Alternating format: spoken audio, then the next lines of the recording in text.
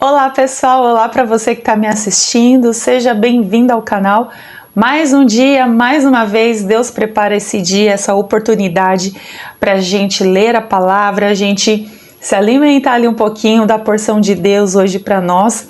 E hoje nós temos um tema bem legal que eu acho que você vai se identificar, ou você às vezes conhece alguém que pode se identificar. E sabe sobre o que a gente vai falar? Sobre a língua, sabe? Falamos esses dias sobre isso, né? Sobre o falar demais, sobre a língua. E, gente, Provérbios é um livro que fala muito sobre a língua. A gente vai ver muito sobre isso. Tem no livro de Tiago também, que a gente vai ler mais futuramente. Mas hoje nós vamos falar sobre a língua. E sabe a reflexão que nós vamos fazer hoje? Se nós usamos as nossas palavras para serem instrumentos de cura ou de aflição na vida das pessoas. Já parou para pensar as coisas que você fala ou as coisas que você ouve? Fica até o final do vídeo e vamos ver o que a Bíblia tem reservado para nós, para que a gente possa extrair como lição e aplicar na vida da gente, porque afinal de contas, a palavra de Deus ela é transformadora, mas não vale só ler, a gente precisa aplicar. E sem mais delongas, vamos falar com Deus pedindo ao Senhor que Ele fale com a gente e nos dê sabedoria para a sua palavra nesse dia. Pai, em nome de Jesus, graças eu te dou por mais um dia. Obrigada, Senhor, porque o Senhor é bom e as suas misericórdias se renovam. Senhor, abra a nossa mente, o nosso entendimento, perdoa os nossos pecados e nos ajuda a entendermos a sua palavra, nos ajude a sermos praticantes e não só ouvintes, e que a sua palavra hoje caia como um remédio no nosso coração. Senhor, nos ajude a sermos pessoas transformadas a partir das nossas palavras, que possamos ser pessoas que usam a nossa boca para curar e não para ferir alguém. Nos ajude nessa caminhada, Senhor. Em nome de Jesus, eu sei que por nós mesmos e sozinhos a gente não consegue, mas com o Senhor nós conseguimos, porque o Senhor é a nossa força. Abençoa quem está me assistindo, essa pessoa, a casa dela e tudo que ela tem.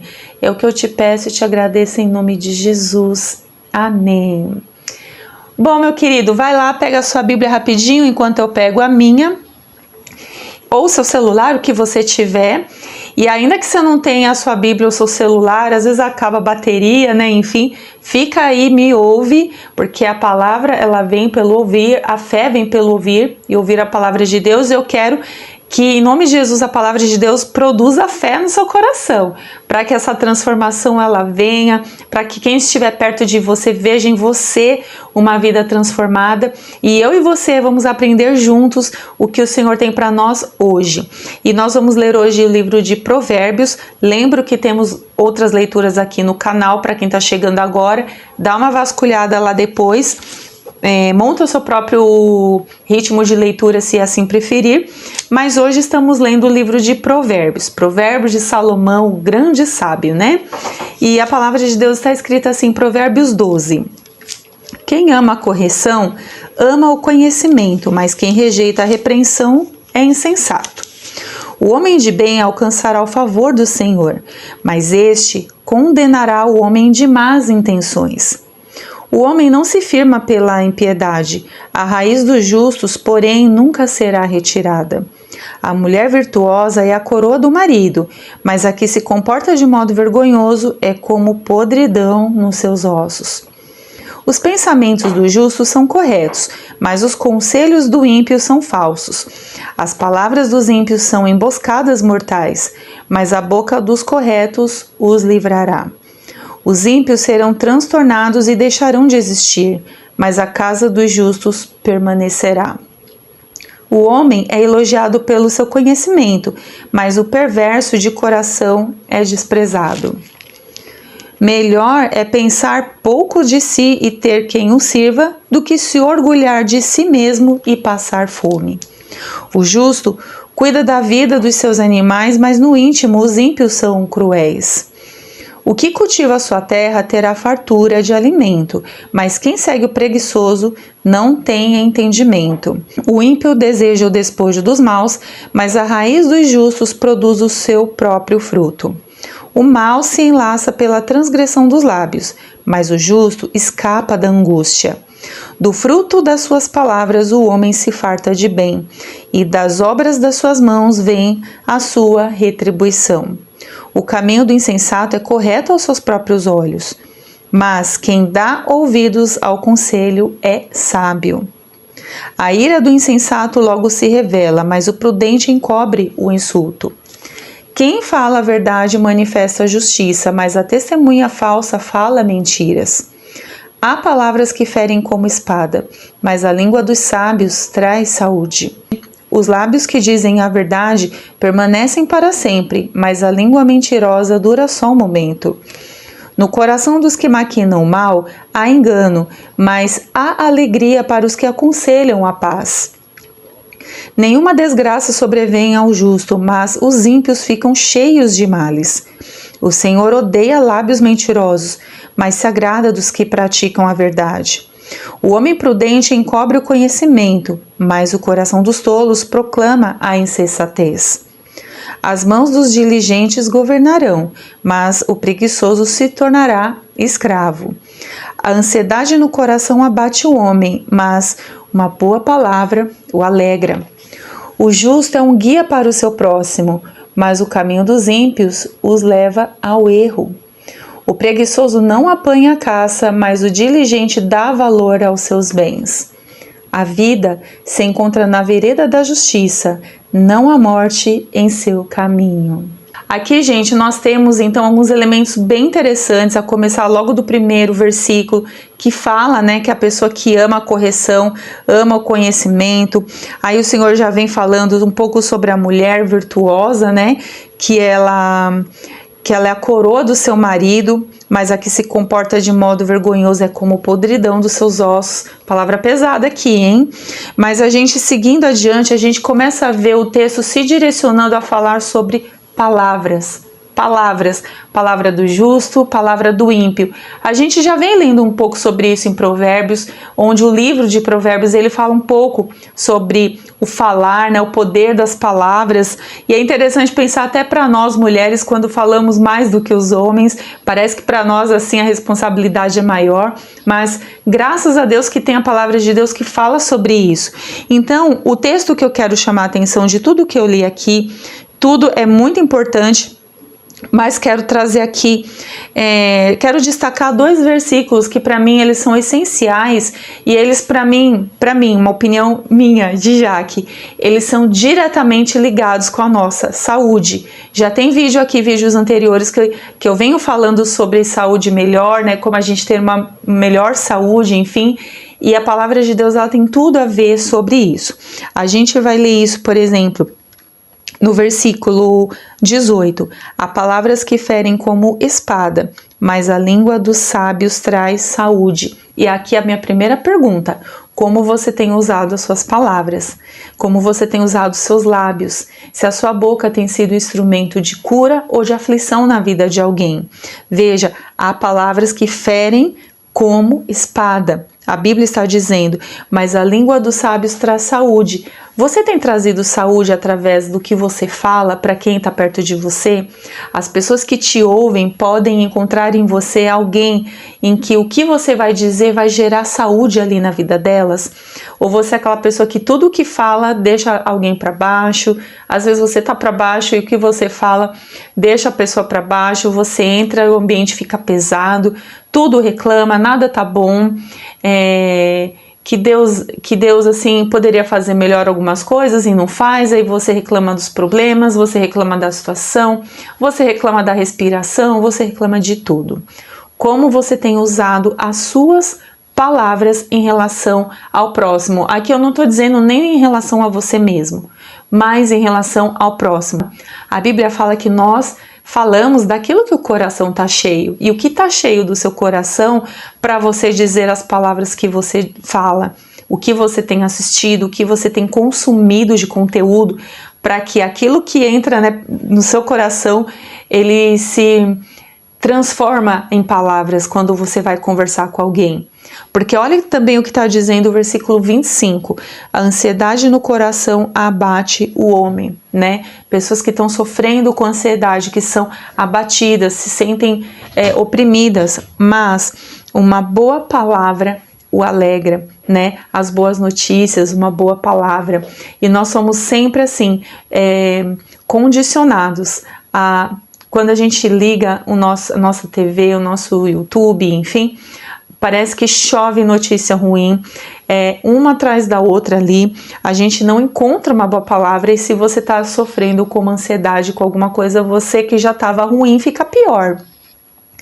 E aí você que é um servo de Deus, uma serva de Deus, você que está aqui no propósito de ler a Bíblia, né, todos os dias, o que você tem falado para a pessoa que está perto de você?